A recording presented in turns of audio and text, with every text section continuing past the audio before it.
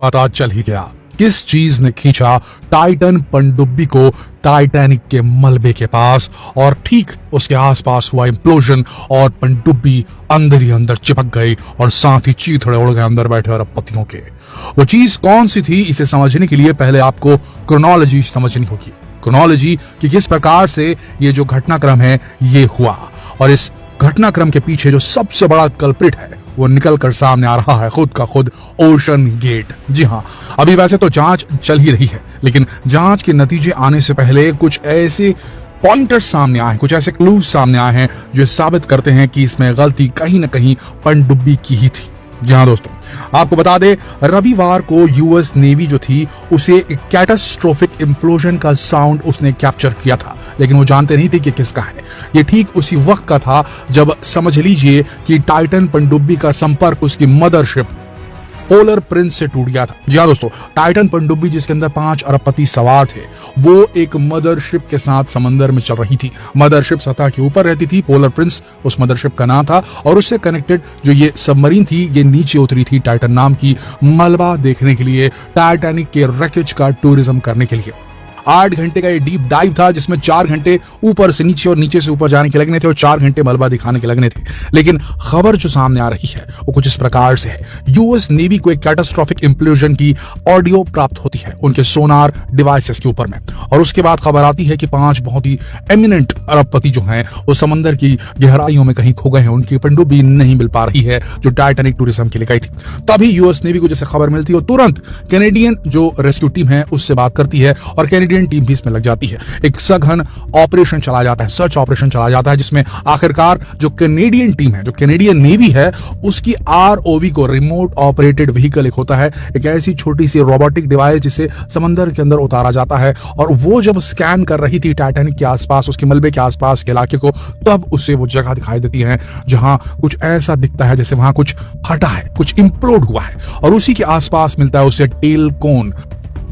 Titan पनडुब्बी का पिछला हिस्सा जिसमें 5 अरबपति सवार थे। और उसके बाद सारी चीज एकदम साफ हो जाती है, क्योंकि जो व्यास था, जो सरकमफरेंस था जहां पर वो इंप्लोड होने वाली जगह थी। देखिए दोस्तों, जिस प्रकार से सतह में हम चलते हैं, जमीन पर हम चलते हैं तो लोगों के फुटप्रिंट लिए जाते हैं, उसी प्रकार से जो अनछुई जगह है, समंदर की तलहटी का अनछुई जगह होती है, वहां कोई चलता नहीं है, लेकिन वहां कोई मार्क बना रहे तो डेफिनेटली उसका बहुत बड़ा सिग्निफिकेंस होता है। तो कुल मिलाकर जो वहां फटने का, जो इंप्लोड होने के जो निशान थे वो साफ दिखा रहे थे। जो साइज था इंप्लोजन को बिल्कुल पनडुब्बी के साइज से मैच खाता था, और वहां टुकड़े मिलना शुरू हो गए पनडुब्बी के, जिससे ये कयास लगाए गए कि अंदर बैठे जो लोग थे उनका बचना और उनका मिलना दोनों मुश्किल है, क्योंकि जिस प्रकार की लहरें समंदर के ऊपर चलती हैं और वो किसी भी चीज को सैकड़ों किलोमीटर दूर तक फेंक सकती है, ठीक उसी तरीके से समंदर के नीचे काफी दबाव और प्रेशर रहता है, और यहाँ जो करंट चलता है, यहाँ जो अंदर ही अंदर लहरें चलती हैं, बड़ी से बड़ी चीज को कईयों किलोमीटर तक आगे पीछे कर सकती है। तो ऐसे में उनका शरीर जो है मिलना बेहद मुश्किल। लेकिन यहाँ पर जो सबसे बड़ा खुलासा हो रहा है वो ये हो रहा है कि एक बाप बेटा, एक और अरबपति बाप और उसका बेटा,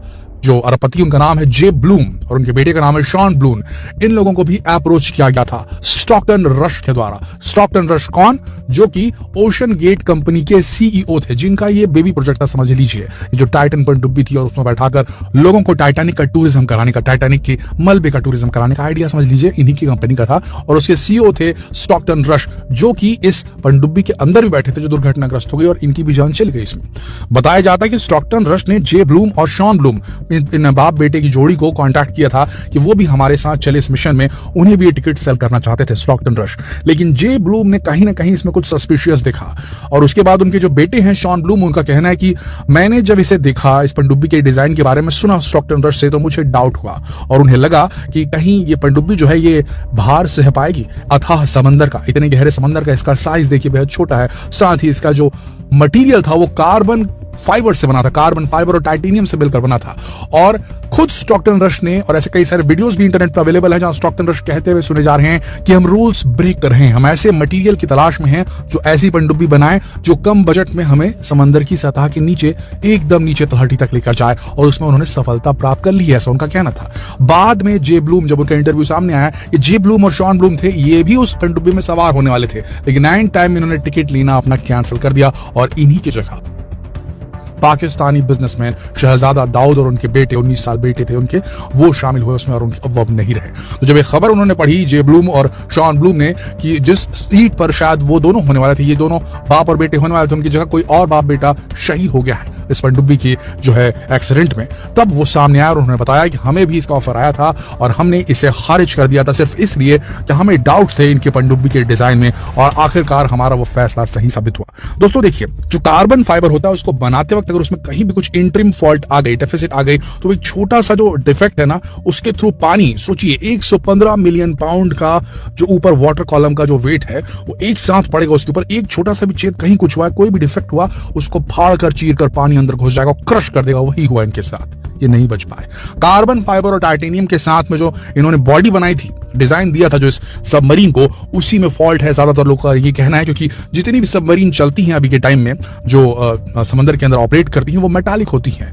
जबकि ये मेटालिक नहीं थी पूरी तरीके से। सबसे बड़ी बात, जो कंपनी ओशन गेट जिसने टाइटन नामक पनडुब्बी बनाई थी, इसको सर्टिफाइड नहीं किया गया था। जी हाँ, किसी भी अथॉरिटी ने इसे सर्टिफाइड नहीं किया गया था। देखिए, दूसरे लोग भी हैं जो कि समंदर के अथाह गहराइयों में जा चुके हैं और एक्सप्लोरेशन का काम कर चुके हैं, लेकिन उनकी वेसल्स को एक्सपेरिमेंटल वेसल कहा जाता है। एक्सपेरिमेंटल वेसल में जो वेसल बनाने वाला है, जो उसका मालिक है, जो उसकी टीम है, वो खुद जाए तब तो ठीक है, ऐसा होता है, नॉर्मल बात है। खुद जेम्स कैमरून जिन्होंने टाइटैनिक बनाई थी, फिल्म बनाई थी और पॉपुलर हो गया था टाइटैनिक, जेम्स कैमरून ने खुद कई बार सबमरीन के थ्रू जा करके टाइटैनिक का मलबा देखा था और उसके बाद उसका स्ट्रक्चर सतह के ऊपर बनवाया था और फिल्म बनाई थी। तो उनका कहना है कि मैंने एक्सपेरिमेंटल वेसल बनवाया था खुद का पर्सनल, और वो सर्टिफाइड नहीं था, कोई बात नहीं, एक्सपेरिमेंटल था, लेकिन मैं उसमें खुद बैठ के गया था। मैंने किसी को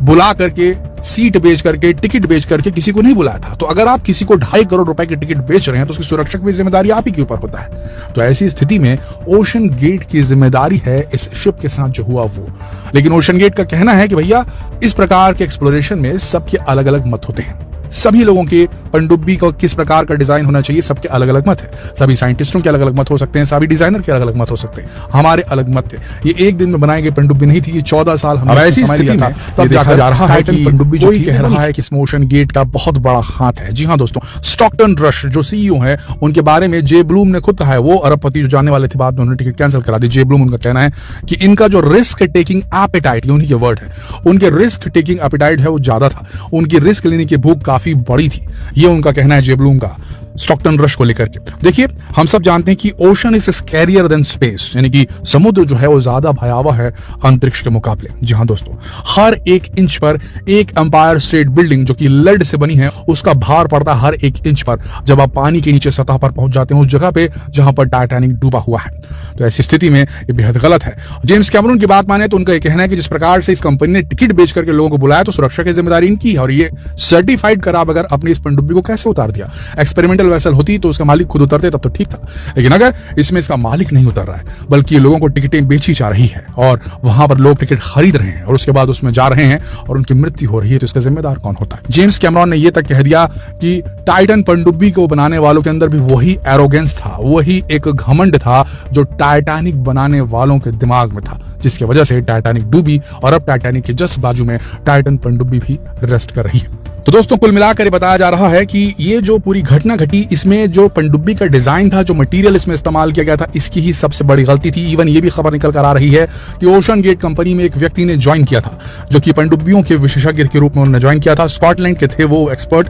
सबमरीन एक्सपर्ट, जिनका नाम था डेविड लॉकरिज। 2017 में इन्होंने ओशन गेट ज्वाइन की थी कंपनी, और जब उन्होंने स्टडी किया इस टाइटन पनडुब्बी के डिजाइन को, तो उसमें उन्होंने बताया कि इसमें काफी सारे डिफेक्ट थे, जिसके बारे में उसने कंपनी के सीईओ स्टॉकटन रश को बताया, और उस समय कंपनी ने उन्हें चुप रहने के लिए कहा। और इवेंचुअली उन्होंने ये खबर जो थी, जब उन्हें लगा कि भैया इसकी टिकटें बेची जा रही हैं, लोग इसमें बैठकर जाएंगे, इससे खतरा हो सकता है, जब उनकी बात नहीं सुनी गई उस कंपनी के अंदर, तो उन्होंने इसकी रिपोर्ट जो है वो पब्लिक कर दी। तो कंपनी की अंदर की रिपोर्ट प्राइवेट से पब्लिक कर देने के इल्जाम में जो ओशन गेट कंपनी थी, उन्होंने डेविड लॉकरिज को नौकरी से निकाल दिया था। तो अब ये भी एक खबर सामने आ रही है। तो कुल मिलाकर देखा जा रहा है कि एक बहुत बड़ा रिस्क लिया गया था, जिसके चलते 5 लोगों की जान सीधे सीधे चली गई।